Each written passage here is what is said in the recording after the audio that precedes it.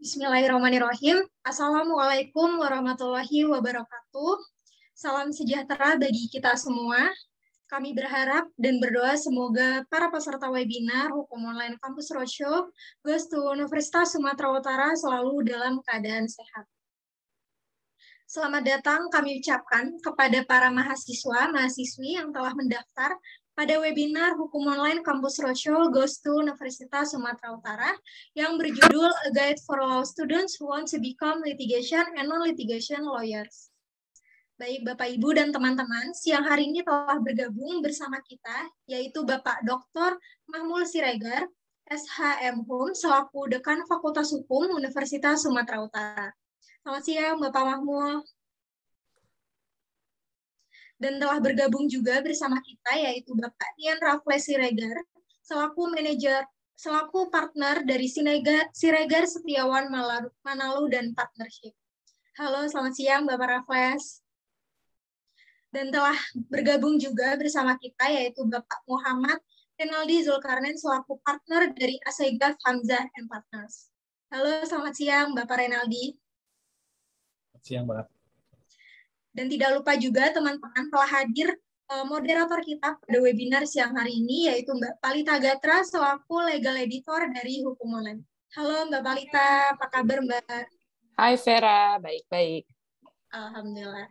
Baik teman-teman, sebelum kita memulai acaranya, kami persilahkan terlebih dahulu kepada Bapak Dr. Mahmul Siregar, SHM Hum, selaku Dekan Fakultas Hukum Universitas Sumatera Utara, untuk memberikan sambutan pada siang hari ini.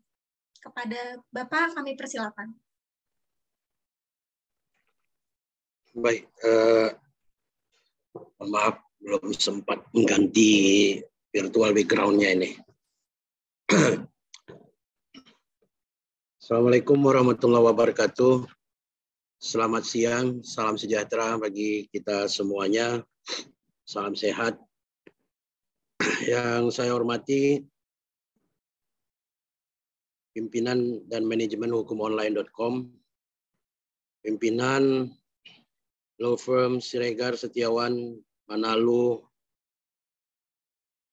dan partner, pimpinan law firm Asegaf Hamzah dan partner, yang saya muliakan para narasumber. Ada saya sapa Bapak Nian Raffles Siregar,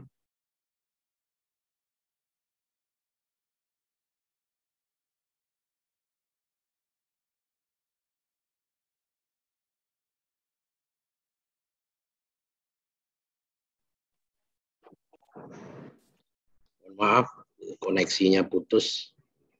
Yang saya banggakan para narasumber ya, Bapak Nian Raffles Siregar, Managing Partner pada Siregar Setiawan Manalu dan Partner. Kemudian ada Bapak Muhammad Renaldi Zulkarnain, Partner pada Asegaf Hamzah and Partner. Kemudian saya menyapa juga yang terhormat Palita Gatra, Legal Editor Hukum Online, yang hari ini akan menjadi moderator kita. Kemudian yang saya banggakan para peserta webinar sekalian.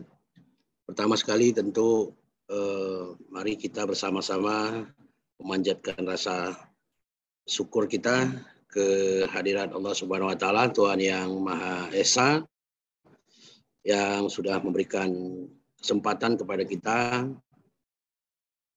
kesehatan sehingga kita bisa berkumpul pada siang hari ini untuk sama-sama mengikuti sebuah acara yang menurut saya sangat penting, yang dikemas dalam sebuah webinar yang kita beri judul A Guide for Law Students Who Want to Become Litigation and Non-Litigation Lawyers. Selanjutnya kami mengucapkan terima kasih yang sebesar-besarnya kepada manajemen dan pimpinan hukumonline.com dan para mitra kerjasama yang dari law firm Siregar Setiawan Manalu and Partner serta Asegaf Hamzah and Partner yang sudah bersedia memberikan kepercayaan dan memberikan ilmu pengetahuan dan pengalamannya kepada anak-anak kami, mahasiswa Fakultas Hukum Universitas Sumatera Utara. Kegiatan ini sangat penting bagi kami juga di Fakultas Hukum UNSU dan bagi anak-anak kami yang kuliah di Fakultas Hukum Universitas Sumatera Utara. Dan kegiatan ini sangat sinergi dengan apa yang sedang kami lakukan dan kami rencanakan untuk mengikuti berbagai mandat dan indikator kinerja utama yang diamanahkan oleh pemerintah dan pimpinan Universitas Sumatera Utara kepada kami di Fakultas Hukum Universitas Sumatera Utara. Dan kita juga punya rencana yang hampir sama dengan aktivitas ini untuk kita lakukan nanti di masa setelah ujian anak-anak kami, how to successful in legal career, semacam itu. Tapi kita menurunkan para alumni yang bekerja di berbagai profesi di bidang hukum. Bapak Ibu yang saya hormati, nah saat ini kami di Fakultas Hukum Universitas Sumatera Utara dan juga mungkin di berbagai fakultas hukum lain itu dituntut untuk memenuhi berbagai indikator kinerja utama yang salah satunya adalah yang sangat penting adalah bagaimana kami bisa menciptakan lulusan yang tidak saja dari sisi kuantitatifnya besar, ya, tetapi juga kami dituntut untuk bisa menciptakan lulusan yang tidak saja paham tentang hukum, tetapi juga bisa berbuat, melakukan sesuatu terhadap ilmu pengetahuan atau ilmu hukum yang dia miliki.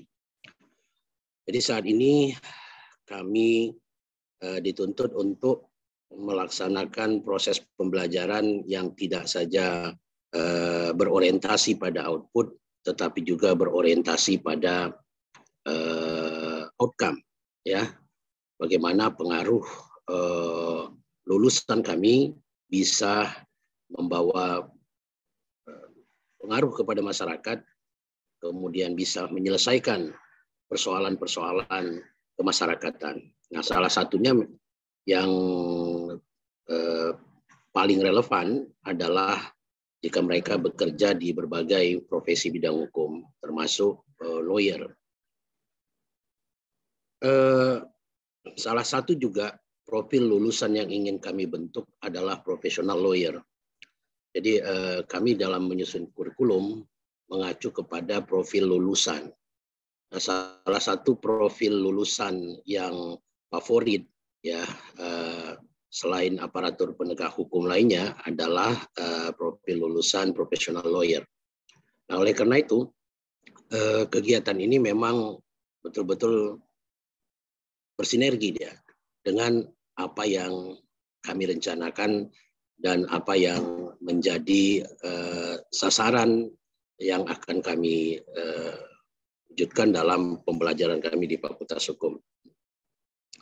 Nah, jadi anak-anak Fakultas Hukum tidak saja diharapkan mengerti tentang hukum, mengerti tentang teori-teori dan doktrin-doktrin hukum, tetapi yang paling penting juga adalah mereka bisa mengetahui, memahami bagaimana hukum itu bekerja di tengah masyarakat dan bagaimana mereka bisa menggunakan ilmu pengetahuan, ya, hukum yang mereka miliki untuk bisa melakukan berbagai perbuatan-perbuatan, berbagai kegiatan-kegiatan, aktivitas yang mempengaruhi, bisa berpengaruh atau memiliki impact kepada masyarakat.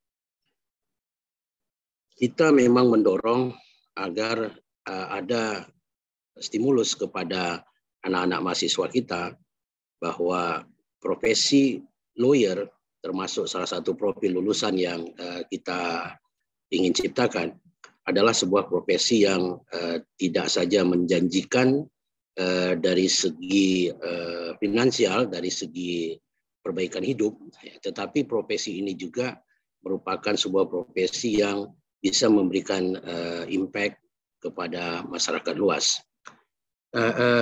Kita juga mengingatkan bahwa profesi lawyer itu sebuah profesi yang mulia, ya, official nobelium, yang memerlukan tidak saja sekedar keinginan, tetapi juga memerlukan kompetensi dan memerlukan integritas yang cukup tinggi. Nah, oleh karena itu kita selalu mendidik agar anak-anak lulusan Fakultas Hukum Universitas Sumatera Utara bisa memiliki bekal secara berimbang, baik itu pada aspek teoritis konseptual maupun pada aspek praktis. Kenapa saya katakan tadi bahwa lawyer merupakan salah satu profil lulusan unggulan?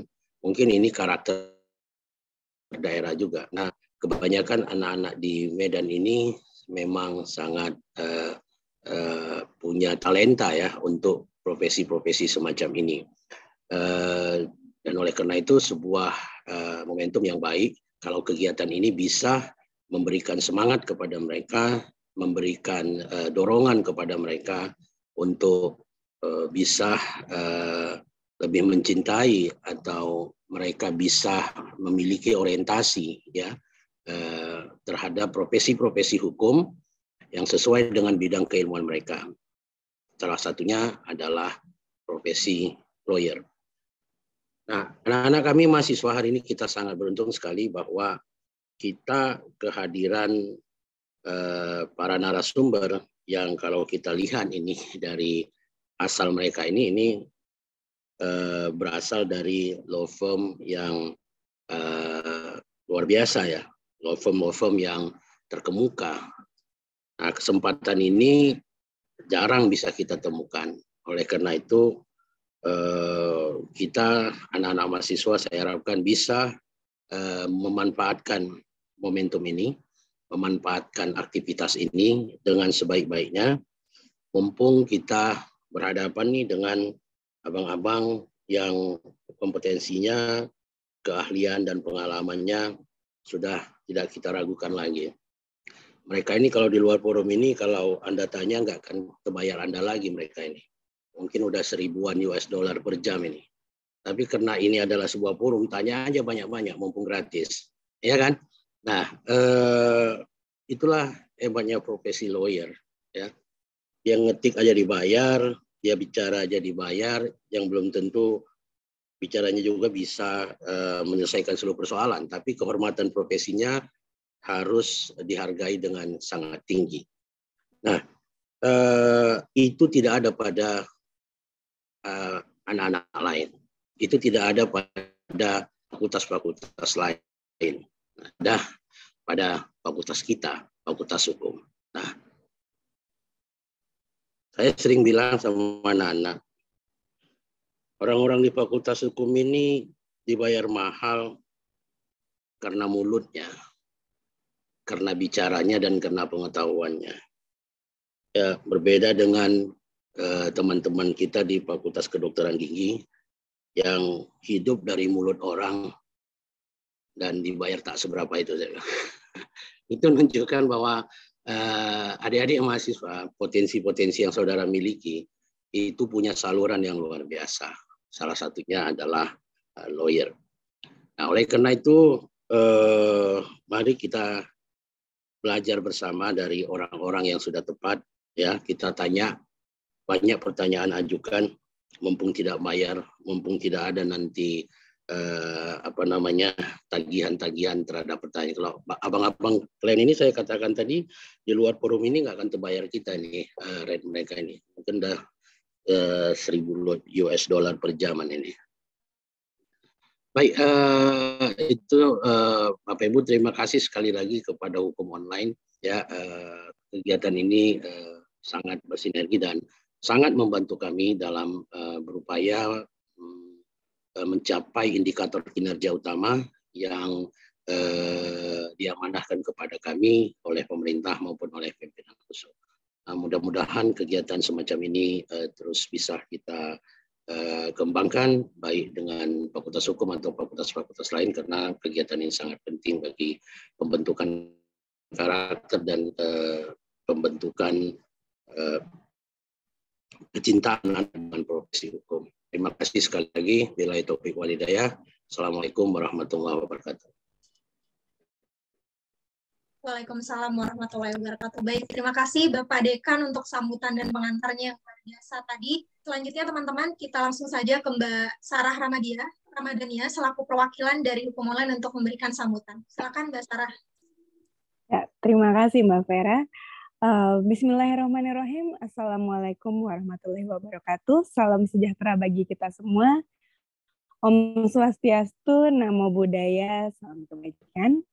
Yang saya hormati para narasumber dan moderator, Bapak Nin Raffles Siregar, Managing Partner dari Siregar Setiawan Manalu dan Partnership, dan Bapak Muhammad Renaldi Zulkarnain, partner dari Asegaf Hamzah dan Partners, dan Mbak Palita Katra selaku Legal Editor dari Hukum Online, serta Dekan Universitas Sumatera Utara, Bapak Mahmud Siregar. Terima kasih Pak, beserta jajaran Bapak dan Ibu dosen dan mahasiswa-mahasiswi dari Universitas Sumatera Utara, khususnya sebagai peserta webinar pada siang hari ini.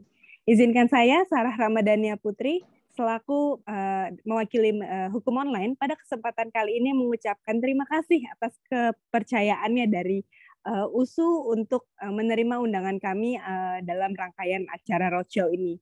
Terima kasih juga kami ucapkan kepada Siregar Setiawan Manalu and Partners dan Asegaf Hamzah dan Partners yang telah berkolaborasi dengan kami dalam penyelenggaraan webinar pada hari ini.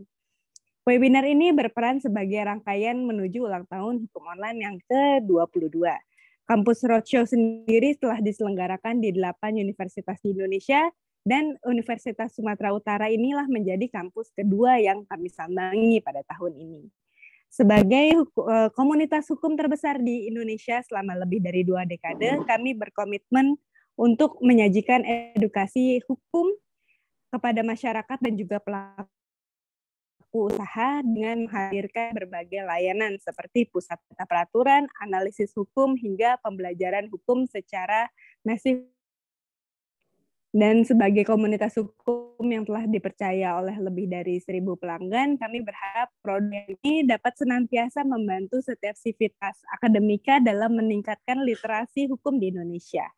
Tak hanya itu, tentunya saya berharap melalui kesempatan webinar hari ini yang berjudul A Guide for Law Students who want to become litigation and non-litigation lawyers dapat memberikan pemahaman yang komprehensif kepada mahasiswa di Fakultas Hukum Universitas Sumatera Utara dan dapat mencetak lawyer-lawyer andal di masa depan.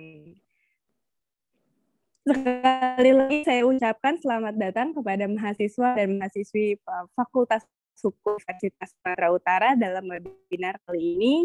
Dan pada kesempatan kali ini juga saya ingin mengingatkan kembali bahwa Hukum Online juga menyelenggarakan lomba foto, video, dan infografis untuk para mahasiswa yang berhadiah jutaan rupiah. Informasinya silakan bisa dapat dibaca di medsos Hukum Online. Akhir kata, selamat berbikin dan gali ilmu sebanyak-banyaknya dari para pembicara yang luar biasa ini. Semoga kolaborasi ini bisa membawa banyak manfaat bagi kita semua. Atas perhatian Bapak Ibu, saya ucapkan terima kasih. Wabillahi taufik wal hidayat. Wassalamualaikum warahmatullahi wabarakatuh. Selamat siang dan salam sejahtera. Waalaikumsalam warahmatullahi wabarakatuh. Terima kasih banyak Mbak Sarah untuk sambutannya. Tanpa berlama-lama lagi, teman-teman, kita langsung saja mulai untuk diskusi kita pada webinar siang hari ini kepada Mbak Palita Gatra. Silakan Mbak untuk memimpin diskusi kita. Oke, terima kasih. Sebelum memulai diskusinya sore ini, saya mau mengucapkan terima kasih dulu mungkin atas sambutannya tadi yang udah diberikan oleh Pak Mahmul, Mbak Sarah, dan juga Vera. Selamat sore teman-teman dari Fakultas Hukum Universitas Sumatera Utara. Terima kasih banyak udah pada hadir dalam acara hari ini. Sekali lagi perkenalkan, nama saya Palita Gatra.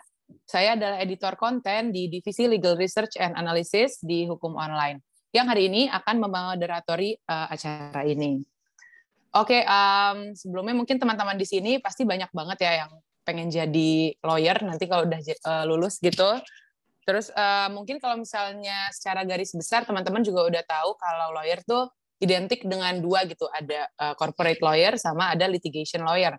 Kalau misalnya corporate lawyer itu mungkin dikenal sebagai lawyer yang sering membantu perusahaan untuk melakukan aksi korporasi, misalnya merger, akuisisi atau konsolidasi. Terus misalnya juga ada yang spesialisasinya itu di bidang capital market, banking, terus finance, property dan sebagainya. Nah, kalau lawyer litigasi itu identik dengan lawyer-lawyer yang menangani kasus-kasus perdata, misalnya PMH atau gugat-menggugat, atau juga pidana, misalnya penipuan, pencucian uang, dan sebagainya di dalam pengadilan. Nah, mungkin yang tadi saya jelaskan itu cuma bagian luar kulit dari gimana sih sebenarnya profesi lawyering itu sendiri. Nah, makanya hari ini teman-teman bisa dapat pemahaman yang lebih komprehensif gimana sih berprofesi sebagai corporate lawyer dan lawyer litigasi. Dua narasumber yang mereka bakal sharing dan bawain materi mengenai profesi mereka. Nah, untuk narasumber kita yang pertama itu adalah Bapak Nian Raffles Siregar sebagai managing partner dari Siregar Setiawan Manalu and Partner, yang bakal ngejelasin secara komprehensif gimana sih kehidupannya litigation lawyer, terus desk-nya apa aja, apa yang diperlukan, terus gimana ya litigation lawyer. Para sarjana hukumnya dari Universitas Gadjah Mada meraih gelar MH di Universitas Indonesia dan saat ini sedang menjadi mahasiswa S3 di Fakultas Hukum Universitas Padjadjaran. Beliau juga telah mendapatkan beberapa penghargaan, salah satunya adalah tercatat sebagai Indonesian Next Generation pada tahun 2019. Kemudian narasumber kita yang kedua adalah Pak Renaldi Zulkarnain sebagai partner di Assegaf Hamzah and Partners. Nah, kalau tadi Pak Raffles akan bahas hal-hal mengenai litigation lawyer, Pak Renaldi di sini bakal sharing tentang kehidupan menjadi seorang corporate lawyer, termasuk job desk-nya, skill yang harus dimiliki, juga gimana sih tips and-nya. Nah, Pak Renaldi sendiri adalah seorang lawyer yang telah bergabung di AHP tahun 2005 dan memfokuskan prakteknya di pasar modal dan hukum korporasi. Beliau mendapatkan gelar SH di Universitas Indonesia dan gelar LLM di University of Pennsylvania. Pak Renaldi juga telah mendapatkan beragam penghargaan, salah satunya adalah tercatat dalam Next Generation Partner Legal 500 selama tahun 2020 sampai dengan 2022. Oke, setelah teman-teman sudah mendengar CV dan mungkin pembahasan yang bakal sampaikan sama masing-masing narasumber, mungkin teman-teman udah pada nggak sabar. Oke, tanpa berlama-lama lagi, Pak Raffles, tempat dan waktunya saya persilakan. Baik, terima kasih atas perkenalannya Bu Palita. Selamat siang kepada Pak Dekan, Pak Muhammad Siregar, kepada Pak Renaldi, selamat siang. Teman-teman sekalian, saya panggil teman-teman ya, karena banyak mahasiswa-mahasiswi. Apa yang saya sampaikan ke depan ini bukan merupakan sebuah textbook atau bukan merupakan sebuah hal yang baku, tapi lebih dari hasil pengamatan jalani pekerjaan sebagai seorang lawyer, seorang advokat, khususnya di bidang litigasi. Jadi nanti Bapak Ibu bisa atau teman-teman bisa melihat apa yang bisa diterapkan dan apa yang tidak relevan bagi Bapak Ibu mungkin bisa saja. Dan bahkan ada beberapa prinsip yang bisa berlaku baik itu untuk lawyer litigasi maupun corporate lawyer gitu ya. Baik, teman-teman sekalian, saya akan memulai dari pengertian dulu. Secara sederhana, lawyer atau advokat litigasi itu adalah lawyer atau advokat yang membantu klien menyelesaikan suatu sengketa. Sederhananya seperti itu, menyelesaikan suatu sengketa. Nah, sengketa sendiri, teman-teman sekalian, itu pengertiannya sangat luas, ya. Sengketa sendiri pengertiannya sangat luas. Ada sengketa terkait hukum perdata, pidana, tata usaha negara, niaga, kekayaan intelektual, dan banyak lainnya ya. Jadi pengertian sengketa yang teman-teman mungkin akan hadapi nanti itu luas sekali. Kegiatan seorang advokat atau pengacara ya di dalam menyelesaikan sengketa bisa di dalam pengadilan dan juga di luar pengadilan. Mungkin yang paling gampang terbayang saat ini adalah pekerjaan seorang advokat di dalam ruang pengadilan. Bapak Ibu gampang membayangkannya. Ada yang membayangkan mungkin memakai toga, bersidang, gitu ya. Tapi pekerjaan seorang advokat litigasi itu juga banyak yang di luar persidangan, ya, banyak yang di luar persidangan. Baik dalam tahap pra-litigasi atau sebelum menjadi litigasi ataupun setelah selesai melakukan upaya-upaya hukum.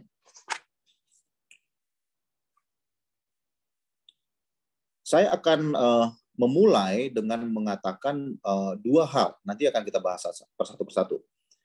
Pertama, pekerjaan seorang advokat litigasi di luar pengadilan bisa jadi lebih banyak, ya, secara volume bisa jadi lebih banyak dan tidak kalah penting dengan penyelesaian sengketa di dalam pengadilan.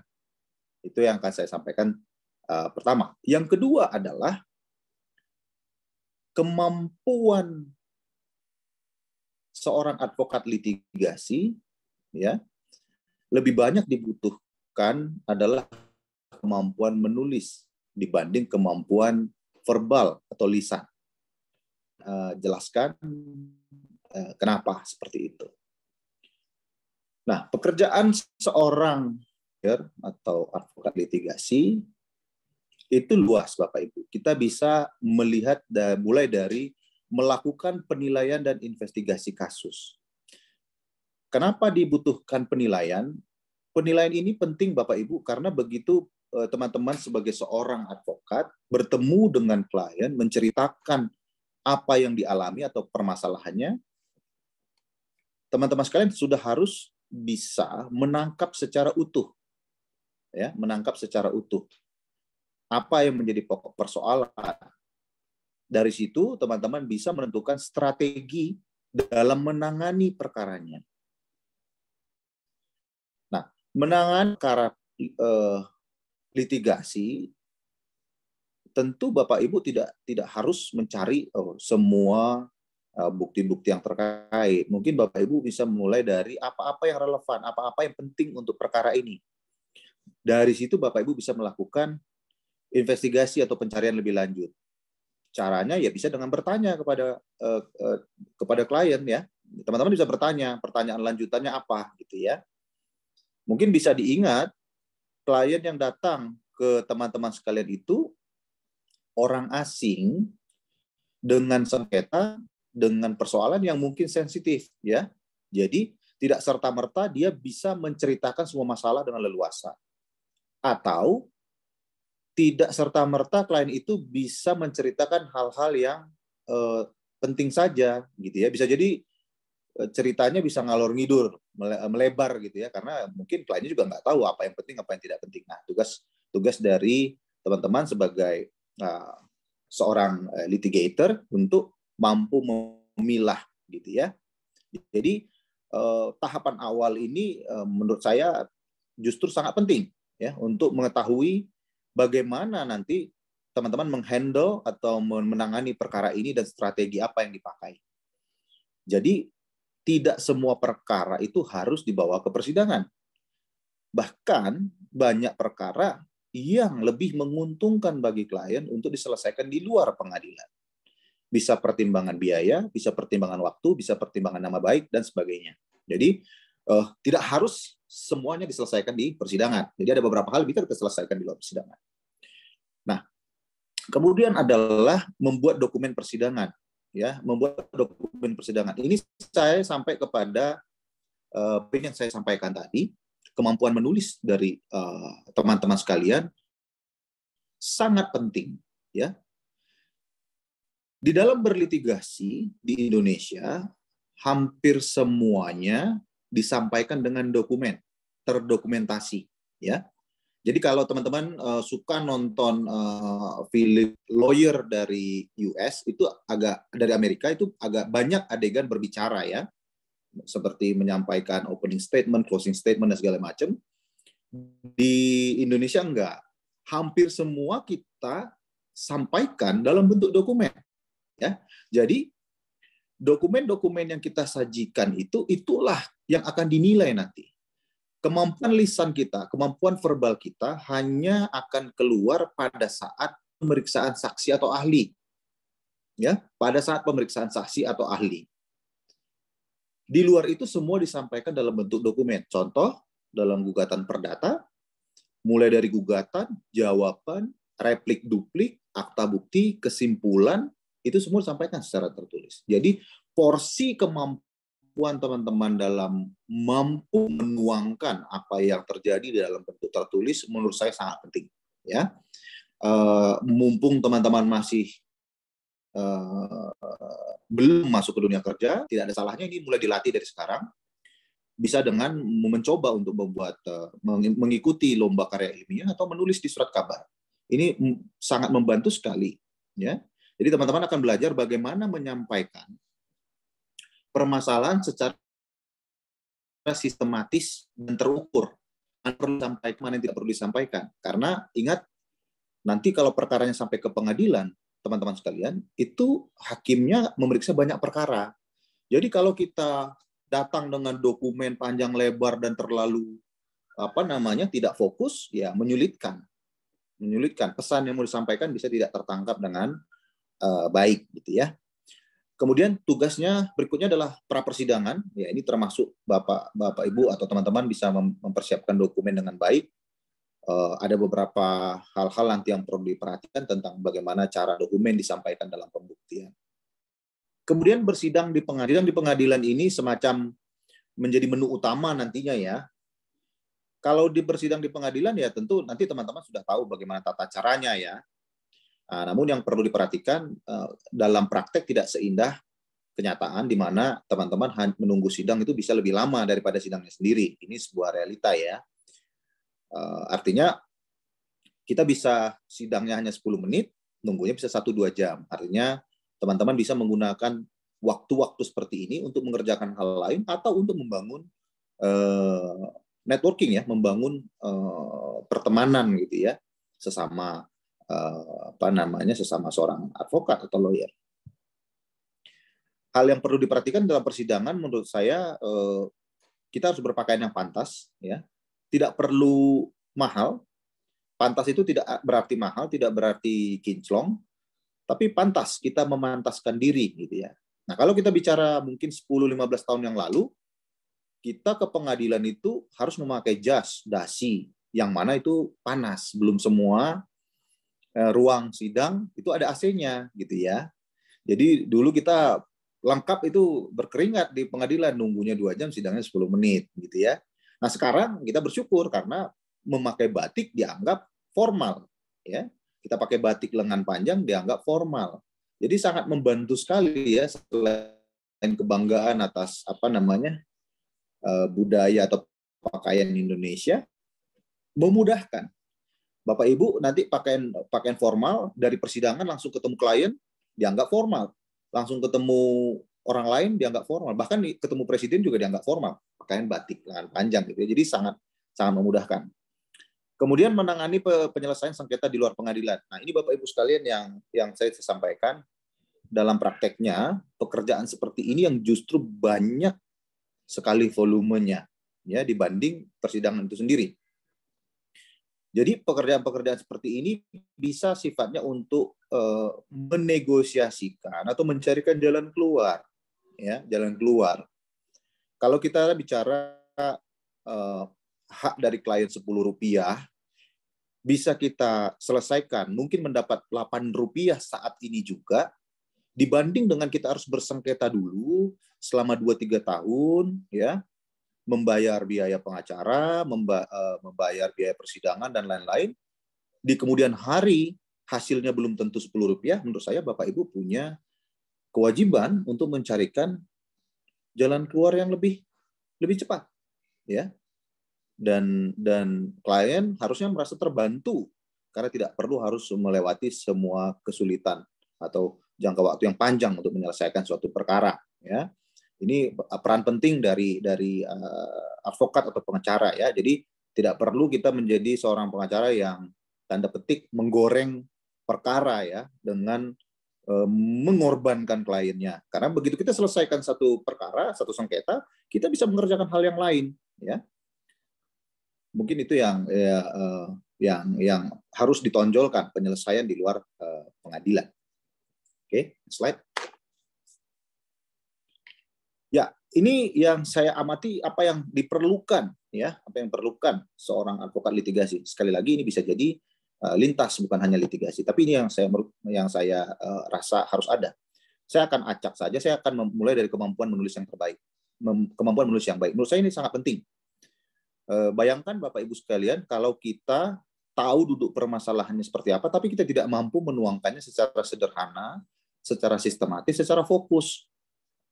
Ya, jadi apa yang kita sampaikan di persidangan secara dokumen, ya udah, itulah yang menjadi bahan bagi majelis hakim untuk memeriksa. Jadi kita harus punya kemampuan menulis dengan baik. Mungkin terdengar sederhana, ya, akan tetapi pada prakteknya masih banyak, ya, yang belum mampu menuangkan isi pikiran dengan baik secara tertulis. Secara lisan mungkin gampang, ya. Kita semua mungkin gampang bercerita panjang lebar, ya, menjelaskan panjang lebar, tapi tidak dengan tertulis. Nah, ini harus dilatih, ya. Dan ini juga sejalan dengan kemampuan menguasai bahasa Indonesia dengan baik. Ya, tentu selain bahasa Indonesia saat ini, ya, karena kita sudah hidup di dunia yang Para borderless. Flash, maaf motong, ya. Waktunya kurang lebih 2 menit lagi, ya. Aduh, oke. Saya coba percepat, ya. Oke. Ya, Makasih. baik. Maaf, ya. Jadi, ya, kemampuan berbahasa Indonesia baik-baik, ya, dengan baik kadang dianggap sepele, ya. Kadang dianggap sepele sehingga banyak advokat tidak mampu menuangkan apa yang dia pikirkan, apa yang menjadi argumen dengan baik. Berikutnya, keterampilan dalam berkomunikasi, ya, ini penting sekali agar klien bisa menyampaikan isi pikirannya dan nyaman apa yang menjadi masalah. Kemampuan analisa dan memecahkan masalah, ini juga salah satu kunci karena yang akan datang ke teman-teman sekalian sebagai advokat litigasi adalah orang dengan sengketa atau orang dengan masalah yang dihadapi. Jadi kita harus berpikir kreatif bagaimana cara memecahkan masalahnya dengan tentu tidak melanggar aturan-aturan, begitu, ya, dan kode etik advokat. Kemudian memahami latar belakang bisnis dari klien, ini sangat membantu Bapak Ibu. Kalau Bapak Ibu punya klien perusahaan di bidang contoh batu bara, ya tidak ada salahnya untuk mengerti sedikit tentang bagaimana bisnis itu. Kemampuan melakukan penelitian, ya, secara metodologikal, bagaimana dilakukan. Memiliki wawasan yang luas, ini tentu saja menarik kalau Bapak Ibu menjadi advokat yang memiliki wawasan luas, enak diajak ngobrol, gitu, ya. Dan kemampuan mengelola waktu. Ini penting sekali Bapak Ibu karena dokumen-dokumen di pengadilan itu ada jangka waktunya semua, dan teman-teman yang bekerja sebagai advokat itu tidak hanya menangani satu perkara dalam satu waktu, jadi sangat penting untuk bisa berbagi waktu. Keuntungan menjadi advokat litigasi karena bersidang, karena pengadilannya ada jangka waktu, ya Bapak Ibu mungkin bekerjanya nggak terlalu larut malam, gitu, ya. Tapi dokumen-dokumen yang sifatnya berupa harus di drafting, gitu, ya, itu bisa dikerjakan setelah selesai sidang. Jadi Bapak Ibu urusannya bisa dibagi dua, gitu. Urusannya sidang sama di kantor untuk melakukan drafting. Jadi harus memanage waktu dengan baik, gitu, ya. Oke. Next, peluang kerja, ya Bapak Ibu, saya bisa sampaikan peluang kerja untuk advokat litigasi sampai saat ini masih terbuka luas, lebar, ya, bisa macam-macam, ya, bisa menjadi banyak hal dan sangat prospektif sampai sekarang. Saya bisa sampaikan di kantor kami juga mungkin saya bisa sampaikan ada beberapa lulusan USU dan penilaian kami baik sekali, ya. Atas lulusan ini Pak Mahmul mungkin bisa berbangga, lulusannya bisa bekerja dengan baik. Satu yang saya lihat kesamaan dari beberapa lawyer yang baik ya semasa mahasiswa ya disarankan untuk aktif berorganisasi ya, aktif berorganisasi. Kalau sudah tahu mau untuk menjadi advokat litigasi, mungkin bisa memulai dengan klub mungkin moot court atau debate, itu sangat membantu ya. Kalau sudah tahu fokus mau ke litigasi, bisa aktif di organisasi yang ada moot court-nya dan debate-nya, itu sangat membantu. Mungkin bisa langsung ke slide terakhir, kiat-kiat menjadi lawyer litigasi. Ini saya sampaikan secara singkat saja. Penting Bapak Ibu untuk tetap melanjutkan pendidikan, jadi tidak hanya puas dengan apa yang sudah ada, ya. Pendidikan berkelanjutan, bisa meningkat pendidikan lebih lanjut atau peminatan tertentu. Kemudian saya sarankan juga untuk berorganisasi bisa organisasi advokat, walaupun faktanya saat ini terpecah belah gitu ya. Tapi menurut saya tetap penting untuk berorganisasi, paling tidak kita bisa memetakan perkembangan organisasi dan bisa tahu siapa teman-teman di organisasi ya atau kolik. Kemudian networking sangat penting, karena tanpa networking Bapak Ibu tidak punya klien ya. Networking, marketing penting. Kemudian saran saya setelah menempuh pekerjaan litigasi, jadi advokat litigasi lama, menurut saya tetap penting untuk menjadi seorang yang punya spesialisasi. Penting untuk punya spesialisasi. Bapak Ibu bayangkan kalau misalkan kita ke dokter umum dengan dokter spesialisasi itu ya beda bayarnya ya. Jadi penting setelah menjalani profesi ini sekian lama untuk akhirnya menjadi ahli atau expert di satu bidang ya. Mungkin awalnya kita seorang generalis, tapi ujung-ujungnya kita menjadi seorang yang spesialis. Baik, itu yang dapat saya sampaikan. Terima kasih atas waktunya. Oke, makasih banyak Pak Raffles ya. Mohon maaf juga tadi kayak harus dipotong gitu karena waktunya emang cukup singkat. Dari paparan Pak Raffles tadi ada beberapa hal gitu ya yang saya catat dan yang harapannya juga mungkin nanti teman-teman juga bisa pada langsung nanya aja nih, mungkin kalau ada yang emang pengen nanya gitu.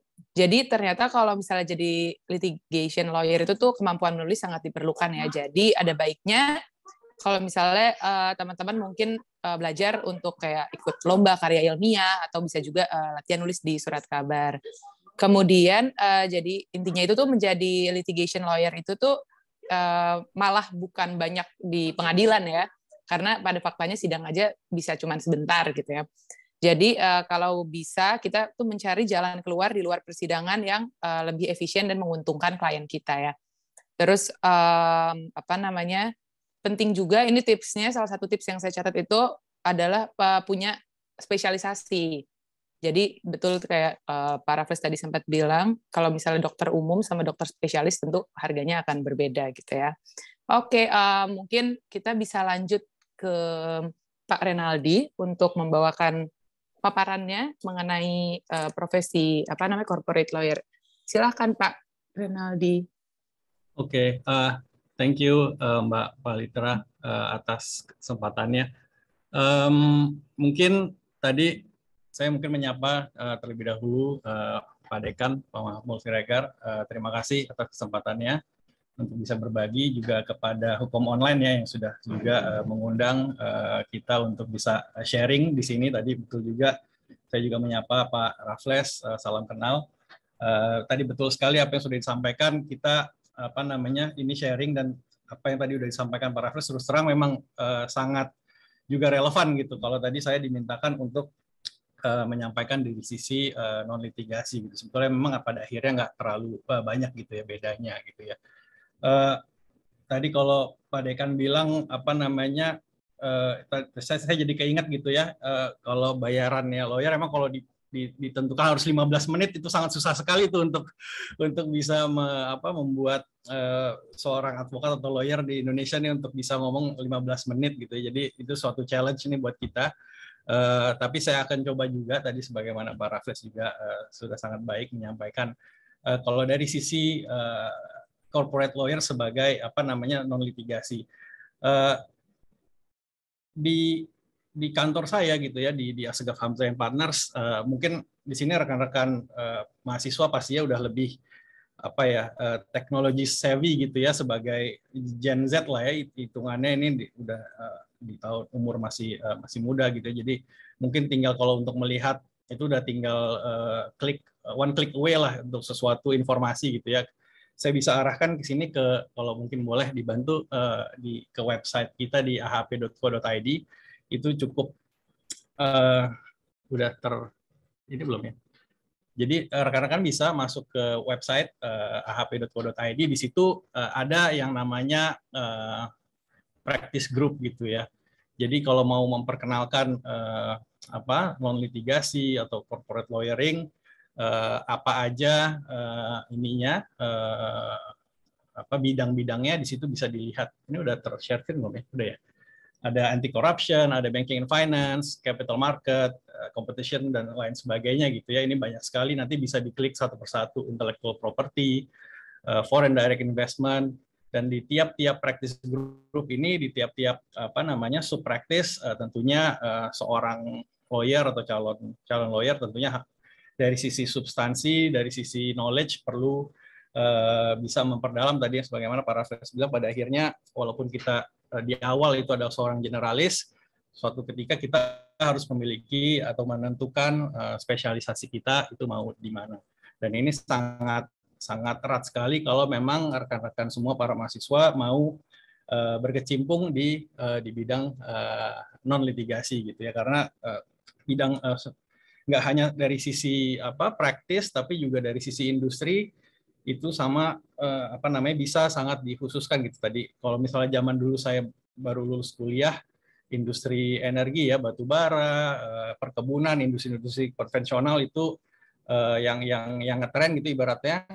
Sekarang mungkin 16 tahun kemudian, 15 tahun kemudian, e-commerce, financial technology, NFT, segala teknologi itu berkembang gitu ya. Jadi itu sesuatu subspesialisasi yang nantinya kalau teman-teman pengen sekali berkecimpung di dalam dunia corporate lawyering, kita harus senantiasa update gitu dari sisi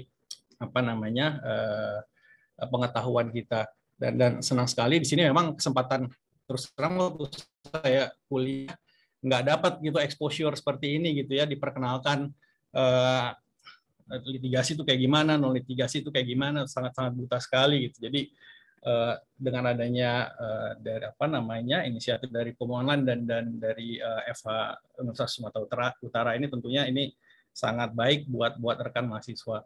Mungkin saya cepat aja di slide saya, mungkin nanti kita akan coba lebih banyak mengeksplor di saling tanya jawab gitu ya dengan moderator, dengan Pak Litra. Sedikit aja yang saya mau coba sharing ke next slide. Jadi perspektif law firm itu sebetulnya apa sih? Jadi ketika kita masuk ke suatu law firm, tentunya kita nggak langsung jadi partner gitu ya, kita nggak langsung jadi senior associate, kita dari bawah gitu, sama seperti rekan-rekan semua yang ada di sini. Saya masuk di sini juga awalnya magang gitu kan, magang, internship. Setiap fase itu ada yang namanya seleksi. Ketika kita magang 4 bulan diseleksi, masuk ke probation period untuk jadi junior associate selama 1 tahun. Itu juga nanti di akhir tahun itu diseleksi, dievaluasi dan diseleksi dan dinilai, dan dan selanjutnya gitu ya, dalam setiap tahun ada yang namanya evaluasi.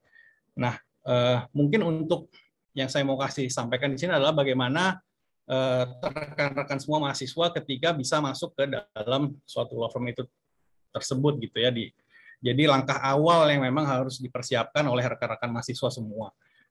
Selain tadi soal knowledge, ketika mau mendaftar kan pastinya ada tes itu yang dinilai adalah knowledge-nya gitu kan, pengetahuan umum lah terkait dengan undang-undang PT, terkait dengan undang-undang pasar modal, undang-undang perbankan, hukum jaminan, dan lain sebagainya gitu ya, yang kaitannya dengan dunia korporasi gitu ya, merger acquisition, penanaman investasi gitu, penanaman modal asing, seperti itu. Nanti itu ditanyakan di dalam suatu tes gitu ya, untuk masuk ke dalam suatu law firm. Kemudian setelah itu akan ada yang namanya interview. Nah, interview nanti mulailah si interviewer dan saya sebagai juga di rekrutmen tim di HP itu menanyakan dari sisi konteks lain daripada substansi tadi, juga karakternya seperti apa, nilai-nilainya itu seperti apa, dan kira-kira anak ini ketika mau masuk lulus dan mau masuk ke dalam suatu law firm, kira-kira cocok nggak secara values-nya ke dalam law firm yang memang yang diharapkan gitu kan. Nah dari sisi itu nanti setelah interview juga nanti juga dilakukan dalam bahasa Inggris dan juga bahasa Indonesia gitu ya. Jadi kemampuan untuk berbahasa Inggris, kemampuan berkomunikasi itu sangat penting untuk dipersiapkan supaya ketika nanti masuk di dalam suatu law firm atau di dalam law firm non litigasi gitu misalnya ya, rekan-rekan itu sudah memiliki basic yang kuat. Dan dari sisi pemberi kerja, dari sisi kita sendiri, tentunya ini poin-poin yang kita mau tekankan gitu ya. Ketika sudah di dalam suatu law firm, nanti akan berkompetisi, tentunya ada intern lain, ada trainee associate yang lain gitu ya. Karena kalau contohnya di kantor kami, dalam setiap tahun ada 4 batch, 4 itu dalam satu batch bisa jadi ada 15 orang gitu ya, bisa jadi ada 20 orang, dan tentunya kita nggak akan bisa hire 15-15-nya, nggak bisa hire 20-20-nya gitu ya. Jadi akan tercipta secara natural adanya kompetisi di dalam tiap batch tersebut. Namun yang saya mau kasih bocoran gitu ya, yang akan kita nilai itu sebetulnya apa sih dari sisi kita gitu kan, yang akan meng-hire atau merekrut rekan-rekan semua gitu ya. Hopefully ini dari rekan-rekan dari mahasiswa USU juga akan nanti ikut terlibat gitu ya di dalam proses rekrutmen kita. Ini adalah poin-poin yang saya mau tekankan. Karakter, integritas, loyalitas, motivasi, fit in, kemudian kita harus punya inisiatif, proaktif gitu ya, harus punya kelihatan gitu ya, eagerness dan drive, serta berbagai macam ekstra. Jadi tadi poin Pak Raffles yang saya juga sangat setuju gitu ya, ketika nanti rekan-rekan ikut berorganisasi gitu kan, ini mengasah semua poin-poin ini, yang mana ini sesuatu yang nantinya akan kita lihat ketika di dalam bekerja di suatu law firm, akan menjadi salah satu poin yang akan menjadi penentu akan dilanjutkan atau tidak gitu ya ketika melalui proses rekrutmen. Mungkin next. Nanti bisa dibaca, bisa juga di-share sih sebetulnya nanti ini. Jadi people skill, communication skill gitu ya. Kita harus bisa belajar dari sedini mungkin gitu ya, group dynamics.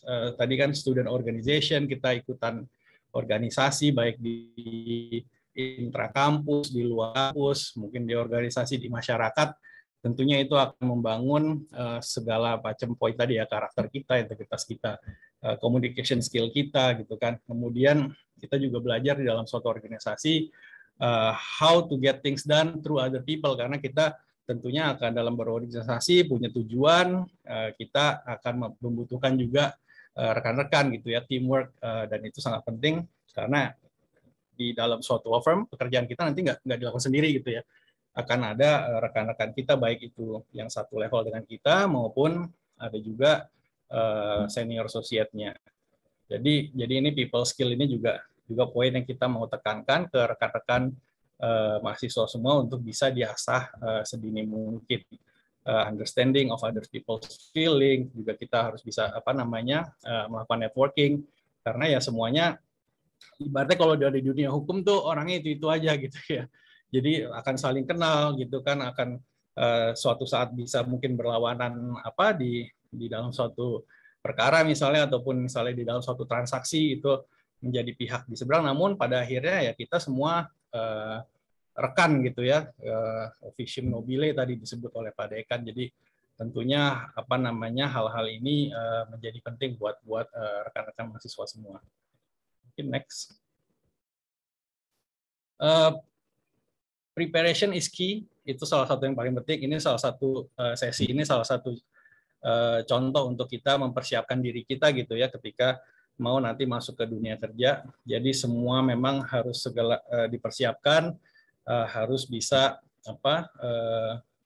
lebih dahulu mengetahui, lebih unggul gitu ya, melakukan riset, melakukan hal-hal yang apapun yang memang kira-kira diperlukan untuk mencapai suatu goals tadi. Kalau misalnya tadi mau masuk ke suatu law firm, kita udah tahu dulu kira-kira law firm itu kalau tes ujiannya pertanyaannya terkait apa sih gitu kan. Kalau interview sama di law firm tersebut, kira-kira pertanyaan interviewnya itu apa sih? Itu juga jadi sesuatu yang harus dipersiapkan sedari dini. Dan tadi ya poin-poin yang kira-kira values apa yang kira-kira sama dengan law firm tersebut, itu juga sebetulnya bisa dirisetkan lah dari sedini mungkin gitu. Jadi jangan khawatir apa namanya, saya sih ngelihatnya gitu ya dari interaksi belakangan universitas-universitas lain di Indonesia itu sudah sangat kompetitif gitu ya di dalam suatu proses seleksi. Jadi jangan khawatir dan jangan apa ya sungkan gitu ya melihat universitas lain misalnya di Jakarta atau segala macam. Sebetulnya pada akhirnya kita melihat kualitinya gitu kan, kita melihat dari sisi kualitasnya. Jangan takut, jangan ragu-ragu, jangan bersifat malu-malu gitu ya, berkomunikasi itu juga nanti penting untuk diasah.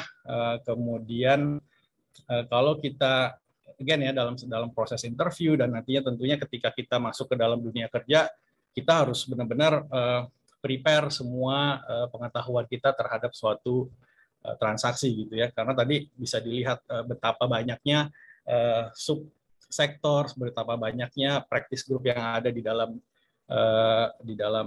corporate lawyering gitu kan, dan itu tentunya sangat detail sekali, sehingga ya intinya rekan-rekan secara substansi harus bisa membaca, harus bisa memahami seperti itu. Mungkin next. Salah satu pekerjaan yang memang juga harus pastinya akan dilakukan oleh associate gitu ya di dalam suatu kantor hukum itu adalah mereview dokumen, melakukan drafting memorandum atau melakukan drafting suatu laporan atau laporan uji tuntas atau melakukan due diligence.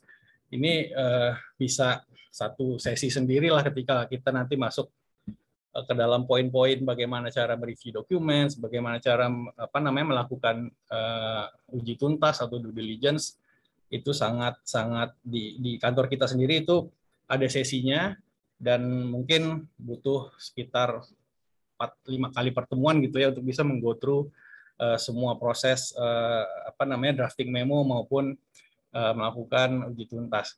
Cuman yang saya mau sampaikan di sini ada beberapa poin saja yang kira-kira secara prinsip itu penting. Itu adalah yang pertama, be familiar with the subject matter of the contract gitu kan, of the documents.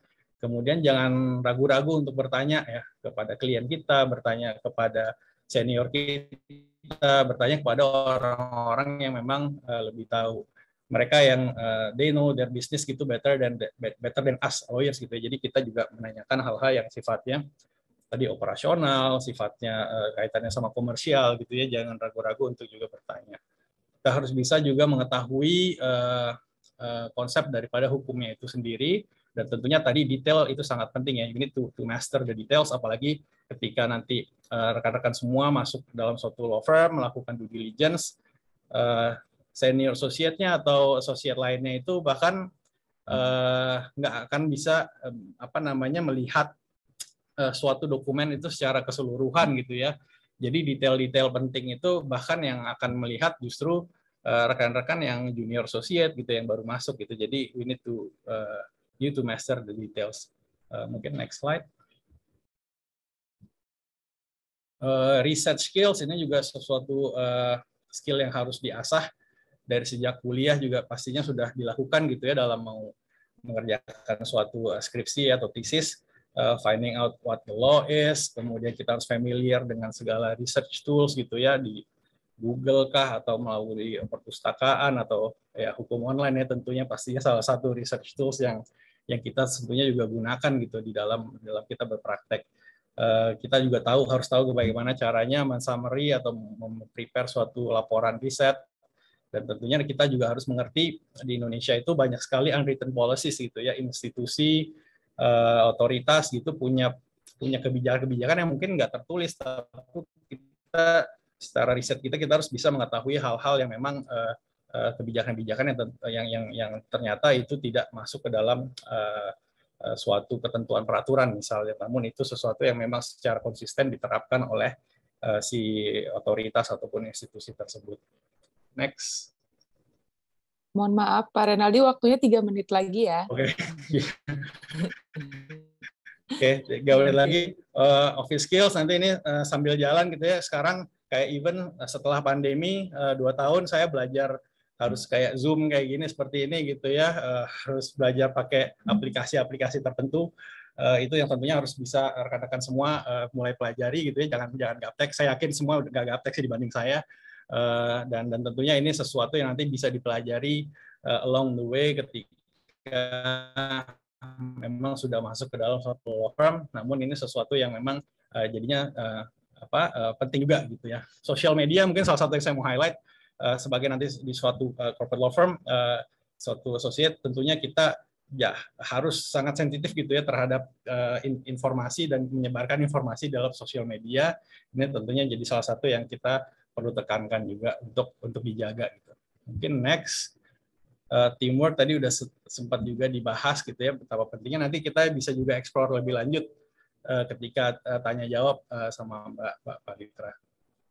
Nanti juga, nah ini goals kita tadi juga udah disampaikan, kita provide our top quality legal service while maintaining the highest ethical professional standard. Kita punya standar profesi sebagai advokat dan kita juga harus memiliki professional behavior sesuai dengan kode etik advokat dan juga profesi yang kita jalankan.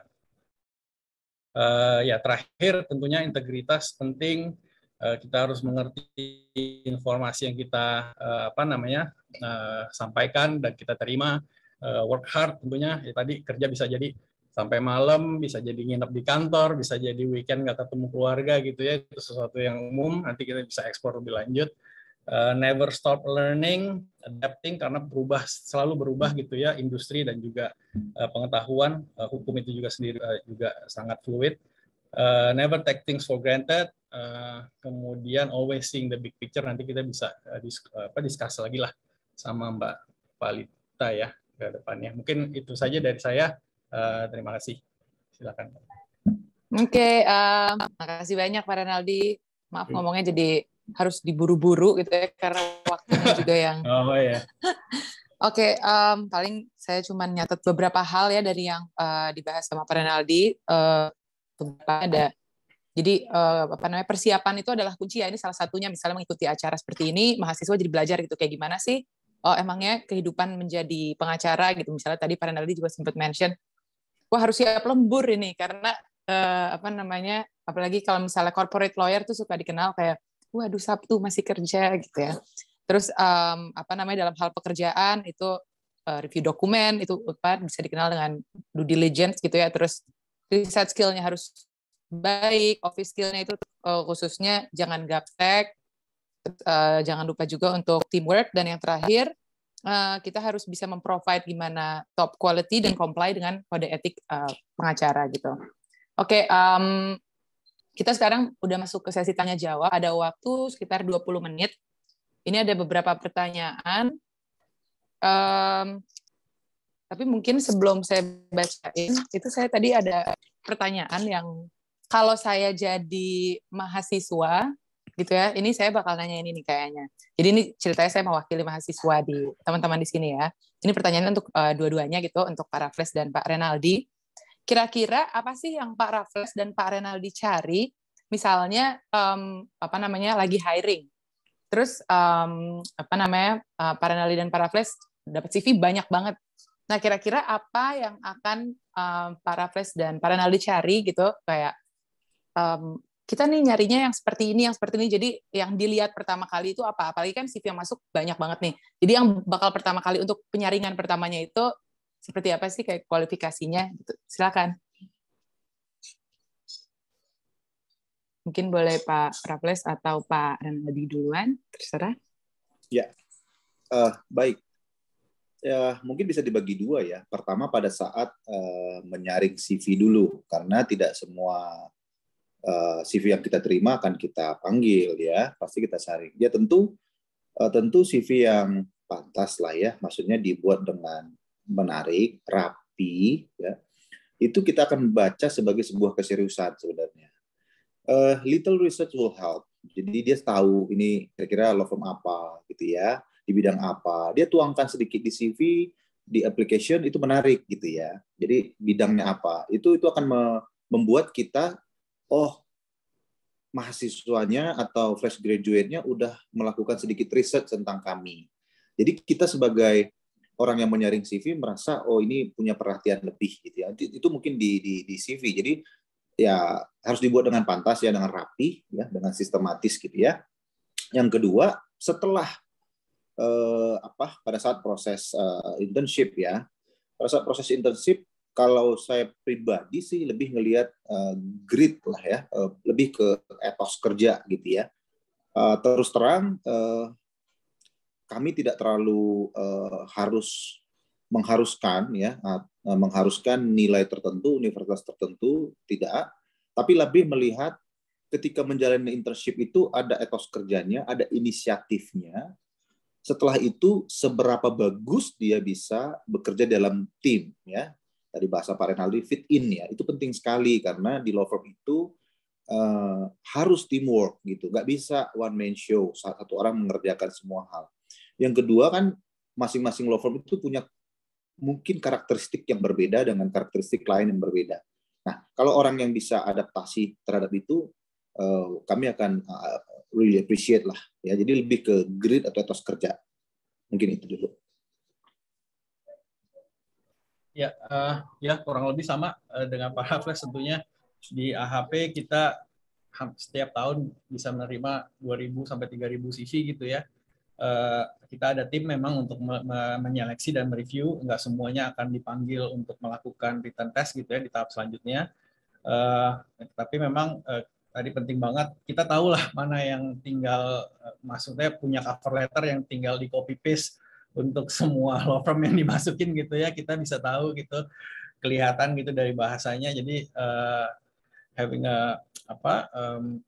cover letter ataupun CV yang kira-kira tadi bisa sedikit spesifik gitu ya kepada di law firm yang memang dituju, itu sangat baik sekali. Tentunya dalam menyaring seperti pada umumnya kita ngelihat dari nilai IPK, jadi diharapkan IPK-nya itu di atas 3 tentunya.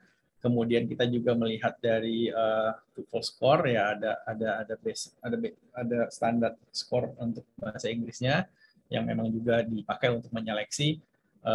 Dan memang salah satu di dalam CV itu tadi ya punya pengalaman organisasi gitu juga salah satu hal yang kita lihat dalam menyeleksi suatu CV. Nanti dari CV itu kita masuk ke tahap interview, kita masuk ke tahap written test.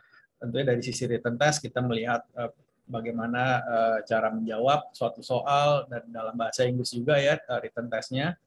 Kemudian setelah melalui proses written test nanti diseleksi akan masuk ke dalam tahap interview yang tadi bisa disampaikan juga di interview itu kita melihat lebih ke values dan bagaimana orang ini fit atau enggak gitu di dalam culture firm yang kita inginkan, seperti itu Mbak Valita.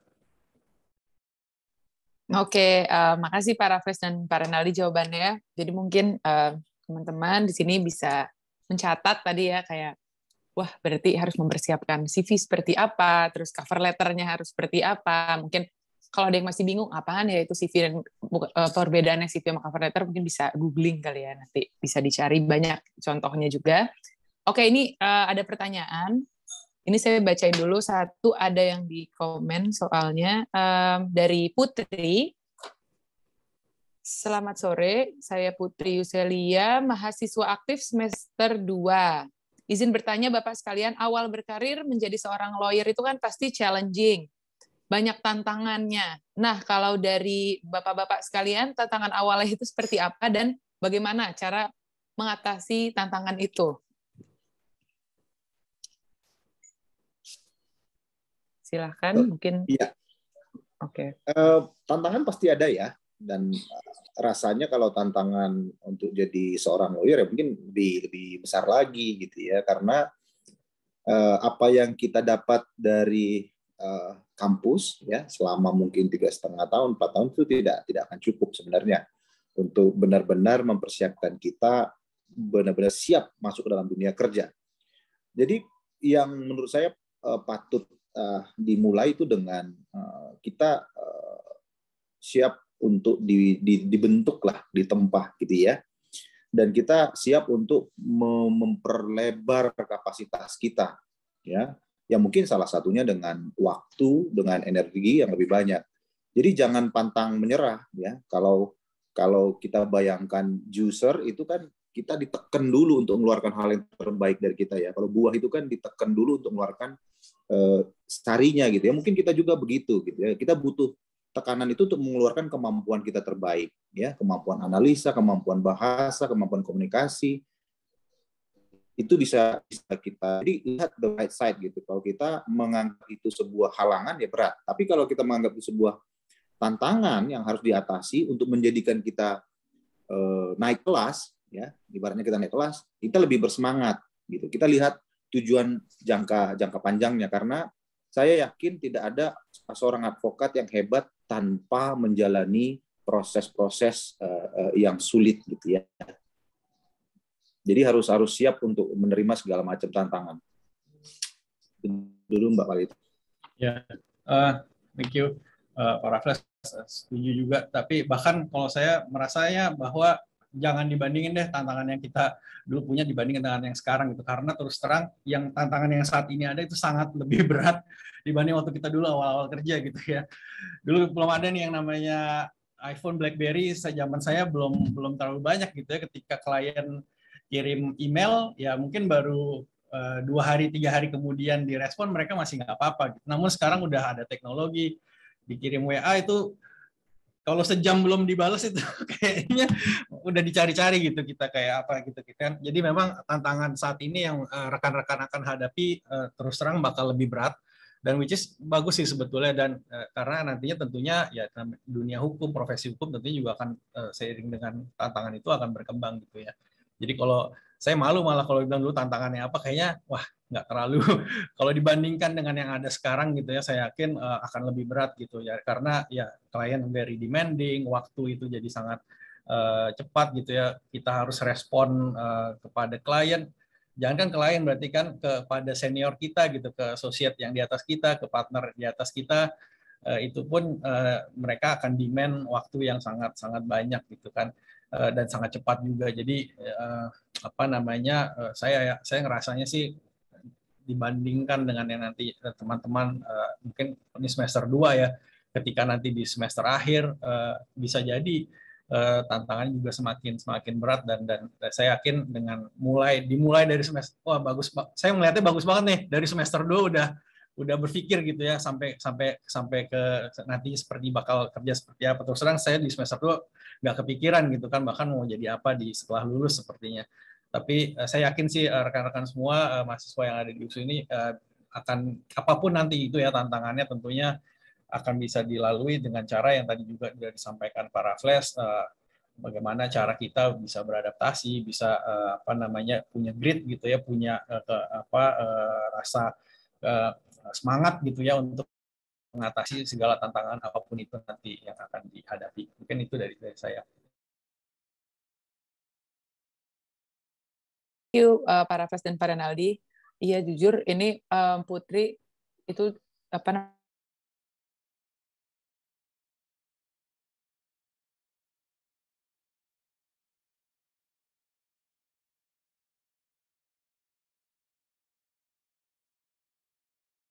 gitu nanti. Oke, Putri semoga terjawab ya.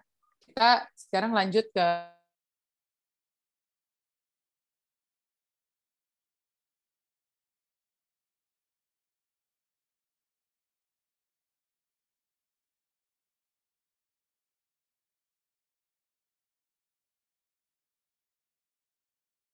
spesialis seperti sekarang.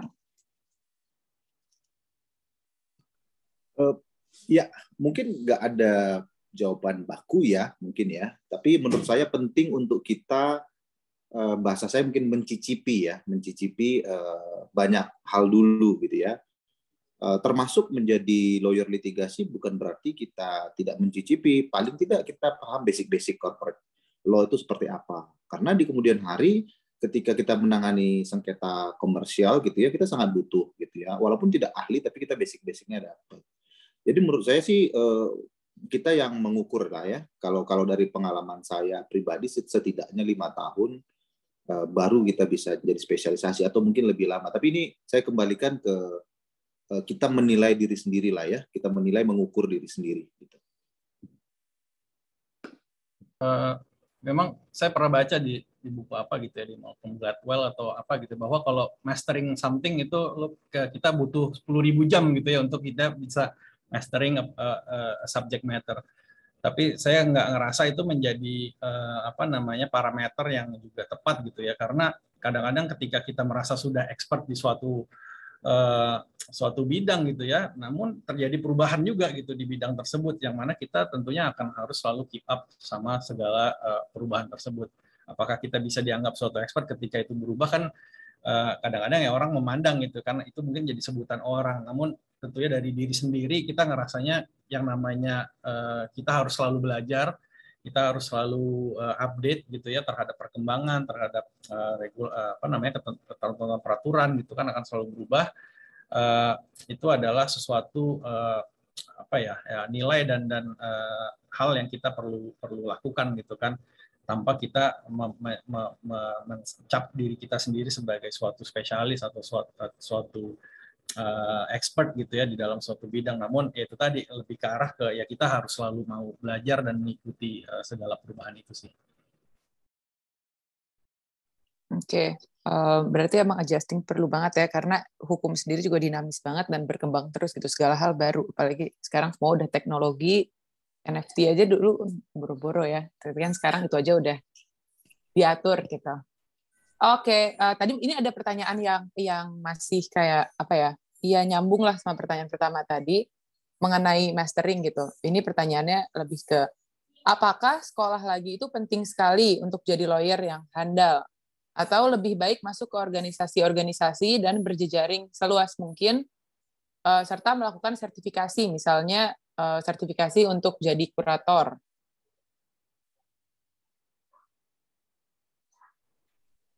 Ya, kalau seorang profesional menurut saya sertifikasi itu erat ya, karena misalkan menjadi konsultan pasar modal begitu ya, artinya sertifikasi itu menjadi syarat untuk kita bisa berkecimpung melakukan pekerjaan tertentu.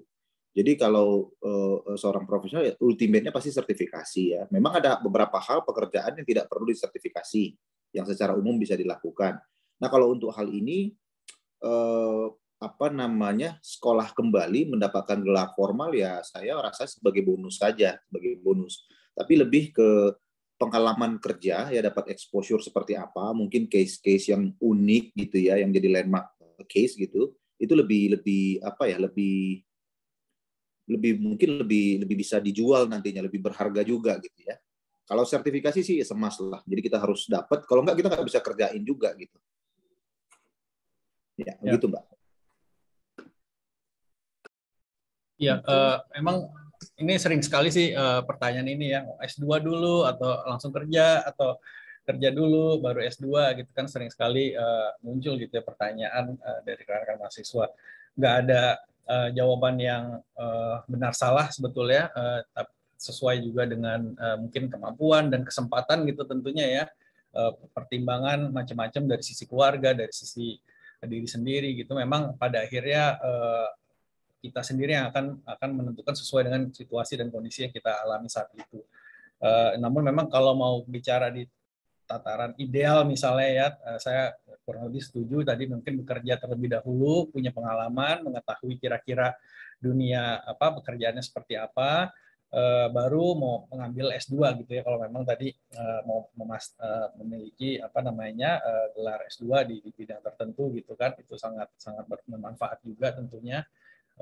Dan seterusnya, dan pastinya kalau sertifikasi ya again sesuai dengan apa yang diharapkan gitu ya. Kalau tadi di bidang pasar modal atau menjadi kurator gitu ya, itu memang sesuatu keniscayaan yang harus dilakukan. Saya pribadi juga bekerja terlebih dahulu 5 tahun baru ambil S2 gitu kan, dan ketika S2 merasanya jadi punya banyak pengalaman yang bisa di-share juga, dan jadi tahu kira-kira apa yang memang mau ditekuni gitu ya ketika kita mengambil S2-nya. Mungkin itu jawabannya Pak kalau dari saya. Oke, thank you Pak Raffles dan Pak Renaldi. Nah, ini ada lagi pertanyaan yang masih nyambung gitu sama jawaban-jawaban Pak Raffles sama Pak Renaldi tadi. Ini dari Muhammad Rapijai. Jadi coba ya, ini saya mau berusaha menyimpulkan pertanyaannya.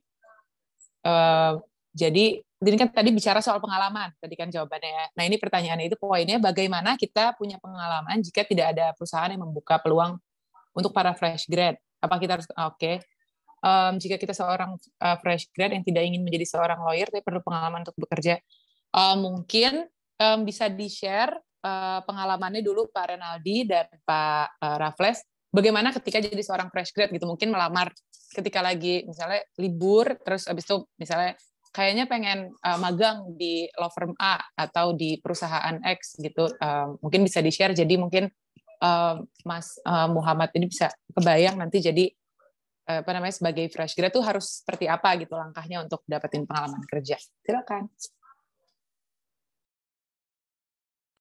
Ya, kalau saya pribadi sebelum lulus magang ya, internship ya, menurut saya menarik ya. Apalagi kalau kita sudah tahu mungkin di 1 tahun, 1,5 tahun sebelum selesai kuliah, kalau kita misalkan tertarik jadi lawyer magang ya di law firm, atau misalkan jadi notaris magang, ini menambah wawasan kita juga supaya tahu dunia kerja itu seperti apa. Jadi memastikan juga bahwa kita memang minat ya di bidang itu gitu. Jadi ketika kita menyampaikan CV dan cover letter, kita kelihatan kalau kita sudah punya kegiatan di luar kuliah gitu. Itu sangat membantu sekali. Kegiatan berorganisasi, kalau bisa magang, akan membuat kita jauh lebih siap sebenarnya. Akan membuat kita jauh lebih siap, dan kita tahu apa yang mau kita tuju, dan calon pemberi kerja juga tahu, oh ini memang minatnya ke sini. Jadi bukan coba-coba. Gitu. Ini itu Mbak Falita. Ya, kalau dari kami sebetulnya untuk masuk di HP tidak perlu ada pengalaman kerja. Jadi semua yang sudah memiliki gelar sarjana hukum gitu ya, atau at least sudah selesai skripsinya, itu bisa melamar dan apply untuk mengikuti proses rekrutmen. Jadi pengalaman kerja bukan sesuatu syarat mutlak gitu ya.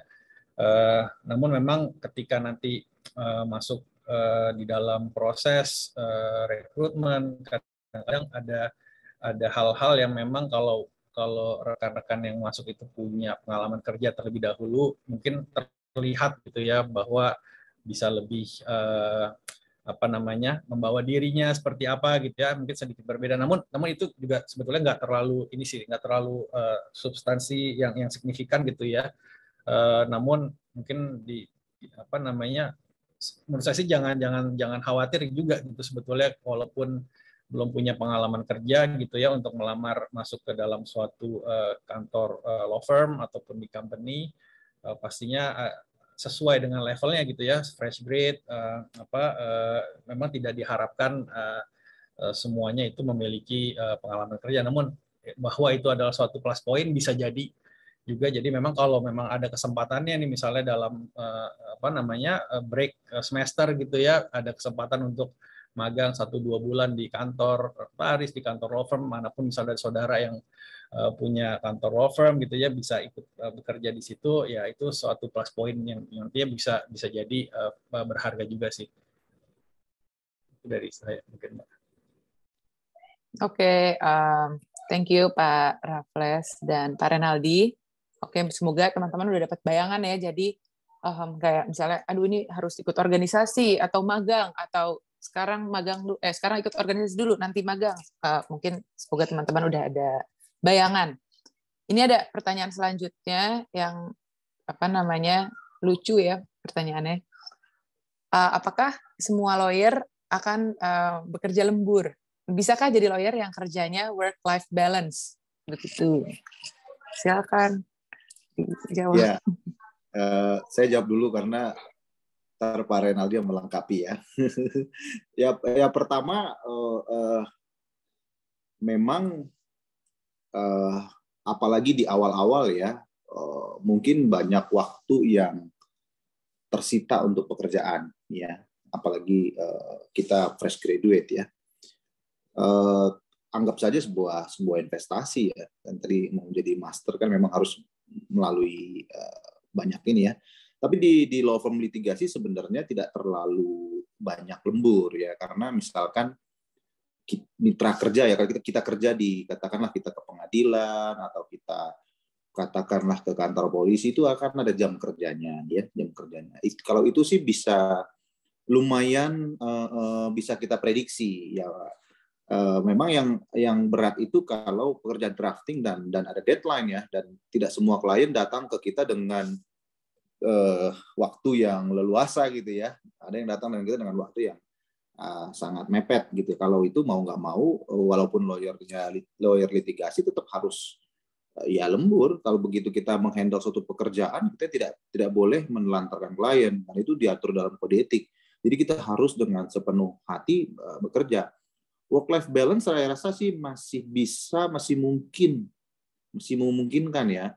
Terutama setelah kita itu tadi semakin kita punya pengalaman, dibutuhkan waktu semakin sedikit untuk mengerjakan satu pekerjaan. Jadi kalau kita awalnya katakanlah ya mengerjakan satu opini butuh 30 jam, ya mungkin semakin kita expert ya mungkin semakin dikit. Artinya semakin lama kita akan punya waktu ya, semakin punya waktu. Kalau saya pribadi, saya masih bisa bilang saya punya work-life balance. Terima kasih. Ya, ini lagi hangat-hangatnya memang nih topik work-life balance, mental health gitu ya di dunia kerja. Jadi even di dalam suatu industri law firm di pandemi ya, terutama ketika pandemi ini yang namanya turnover, yang orang keluar, orang resign itu sangat-sangat mulai terasa gitu ya dibanding sebelum pandemi gitu ya, bahwa orang tuh merasa bekerja itu istilah burnout gitu ya, itu sering sekali kita dengar. Jadi pada akhirnya memang sesuatu yang kita acknowledge itu suatu tantangan gitu ya buat semuanya, nggak cuma di dunia di industri law firm gitu ya. Namun terus terang kalau tadi istilah lembur mungkin nggak lembur, kayaknya nggak mungkin gitu ya. Yang namanya lembur pasti itu kejadian gitu, apalagi kalau di dalam suatu deal atau transaksi yang memang mengharuskan hal-hal itu dilakukan gitu ya. Di dalam mungkin pengalaman di 2 tahun terakhir kita mengerjakan deal-deal kayak IPO-nya Goto, IPO-nya Bukalapak, kemudian mergernya Tokopedia sama Goto, itu banyak sekali yang namanya lembur, yang namanya weekend di kantor gitu ya, nggak ketemu keluarga dan lain sebagainya, itu terjadi dan itu sesuatu yang kita acknowledge bahwa itu suatu tantangan gitu ya. Dari sisi firm manajemen kita mencoba gitu kan untuk memberikan ya kita membuat suatu program gitu ya. Di dalam forum kita punya psikolog yang bisa ditanya, punya sesi-sesi psikolog dengan program Talk to Me gitu misalnya, ataupun kita juga punya sistem buddy gitu. Jadi setiap associate, junior associate punya senior associate yang akan mementor gitu ya perkembangan mereka gitu, dan selalu mengawasi tadi work life balance-nya gitu. Jadi itu sesuatu yang kita sadari dan kita ketahui bahwa itu suatu challenge gitu kan. Nanti gimana caranya suatu unit law firm itu bisa mengatasi bersama-sama gitu kan. Karena memang ya ini sesuatu yang ya belakangan ini lah ya jadi sorotan gitu kan. Terutama di generasi Gen Z gitu, kita nggak akan bisa menyamakan dulu kita millennials gitu, generasi X gitu kan, dalam kita menghadapi suatu problem ya mungkin nggak dibicarakan, di acknowledge gitu kan, ya ditelan aja gitu ibaratnya. Namun sekarang memang dunianya berubah, secara sosial juga berubah, rekan-rekan mahasiswa generasinya berubah gitu kan, dan cara untuk menghandle sesuatu itu juga berubah. Jadi memang pada akhirnya penting sih punya punya kesamaan visi dan misi lah ya di dalam suatu organisasi yang untuk men-tackle ya isu-isu tadi, itu isu work-life balance, isu soal mental health dan lain sebagainya. Mungkin itu Mbak Lita kalau dari saya. Oke, thank you Pak Raffles dan Pak Renaldi. Ini karena waktunya sudah habis gitu, jadi sayang sekali mungkin beberapa pertanyaan nggak bisa terjawab. Cuman sih kurang lebih pertanyaannya juga masih seputar tentang magang dan berorganisasi. Jadi semoga jawaban-jawaban dari Pak Raffles dan Pak Renaldi tadi udah bisa menjawab pertanyaan-pertanyaan teman-teman yang lain gitu. Oke, sekali lagi saya ucapkan terima kasih Pak Raffles dan Pak Renaldi untuk sharing session-nya di sore ini gitu. Semoga bisa ketemu di lain waktu dan semoga juga bisa bermanfaat ya untuk teman-teman semuanya. Saya tentunya juga minta maaf kalau dari tadi ada salah-salah ngomong, tentunya nggak disengaja gitu. Sukses buat teman-teman semua. Sekali lagi terima kasih para narasumber. Saya pamit dulu, saya kembalikan ke Vera. Terima kasih. Baik, terima kasih Mbak Palita. Alhamdulillahirrabbilalamin, teman-teman semuanya, sangat seru sekali diskusinya dan terima kasih banyak untuk antusiasme teman-teman mahasiswa FH-USU. Kami ucapkan terima kasih juga atas kesediaan para narasumber, yaitu Pak Raffles dan Bapak Renaldi, juga kolaborasi dari AHP dan SSMP Law Firm yang telah meluangkan waktu untuk memberikan insight-nya kepada para peserta diskusi webinar ini. Kami juga mengucapkan terima kasih banyak kepada Mbak Palita atas kesediaannya untuk memimpin diskusi kita, dan teman-teman, sebelum saya akhiri, izinkan saya untuk memberikan sedikit informasi bahwa dalam rangka memperingati ulang tahun Hukum Online yang ke-22, kami juga mengadakan lomba video dan infografis yang dapat diikuti oleh seluruh mahasiswa di Indonesia. Nah, lomba ini mengambil tema melek hukum mulai sekarang, jadi teman-teman dapat memilih topik-topik seperti perdata, pidana, UITE, perlindungan konsumen, dan lain sebagainya. Lomba ini juga boleh diikuti secara perseorangan maupun kelompok dan tidak dipungut biaya apapun. Dan teman-teman hadiahnya juga jutaan rupiah, gitu ya. Selain dapat uang tunai juga para pemenang akan mendapatkan sertifikat juga merchandise dari Hukum Online. Jadi untuk teman-teman yang tertarik untuk mengikuti lomba video dan infografis ini, kalian bisa cek langsung aja di linknya bit.ly/kompetisi Hukum Online 22. Baik, dengan demikian teman-teman, Bapak Ibu, telah berakhir webinar Hukum Online Kampus Roadshow hari ini. Kami mengucapkan terima kasih kepada mahasiswa-mahasiswi Fakultas Hukum Universitas Sumatera Utara, Bapak Dekan, Bapak Ibu dosen, juga para narasumber dan Bapak Lita selaku moderator atas partisipasinya untuk mengikuti diskusi ini. Semoga webinar ini memberikan manfaat untuk kita semua. Selain itu, kami telah menyediakan feedback form pada laman chat kami, jadi kami mohon kesediaan untuk teman-teman mahasiswa mengisi feedback form guna meningkatkan kualitas webinar Hukum Online. Dan kami juga memohon maaf untuk segala kekurangan dalam penyelenggaraan kegiatan ini. Akhir kata, mewakili Hukum Online, kami mendoakan kepada teman-teman mahasiswa untuk selalu sehat dan nanti dilancarkan kuliahnya dan bisa mendapatkan karir yang diinginkan. Amin, amin ya robbal alamin. Sekali lagi saya mengucapkan terima kasih banyak kepada seluruh pihak yang telah berkontribusi pada acara ini. Wabillahi taufiq wal hidayah. Wassalamualaikum warahmatullahi wabarakatuh. Selamat sore. Waalaikumsalam. Terima kasih Bapak Ibu. Terima kasih Vera. Terima kasih Bapak Ibu. Terima kasih semua.